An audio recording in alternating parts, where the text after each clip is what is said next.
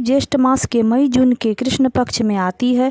भगवान श्री कृष्ण और युधिष्ठिर महाराज के बीच हुए संवाद में यह वर्णित है। महाराज युधिष्ठिर ने भगवान कृष्ण से पूछा, हे जनार्दन, ज्येष्ठ मास के कृष्ण पक्ष में आने वाली एकादशी का नाम और महात्म्य कृपया मुझे बतलाइए।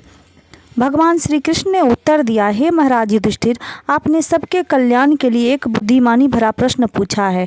इस एकादशी का नाम अपरा है। यह इतनी लाभदायक है कि यह समस्त पापों से मुक्त करती है। अपरा एकादशी ब्राह्मण हत्या, गो हत्या, गर्भपात द्वारा भ्रूण हत्या, दूसरों की निंदा, अवैध संग, झूठ बोलना, झूठा साक्ष्य देना, अभिमान दिखाना, धन के लिए वेद अध्ययन करना और अनेक पापों से मुक्ति दिलाती है।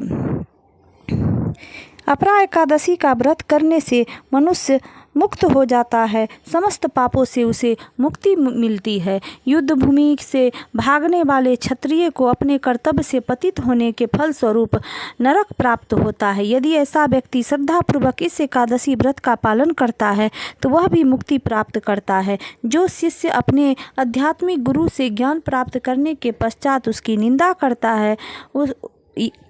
करता है निश्चित रूप से महान पाप अर्जित करता है। ऐसा वर्णित व्यक्ति भी अपने पाप फलों से मुक्ति प्राप्त कर सकता है और गति प्राप्त कर सकता है। यदि यह श्रद्धापूर्वक अपरा एकादशी व्रत रखता है और पवित्र तीर्थों की यात्रा और पवित्र नदियों में स्नान दान आदि द्वारा प्राप्त पुण्य फल इस अपरा एकादशी व्रत पालन द्वारा समस्त प्राप्त हो जाता है।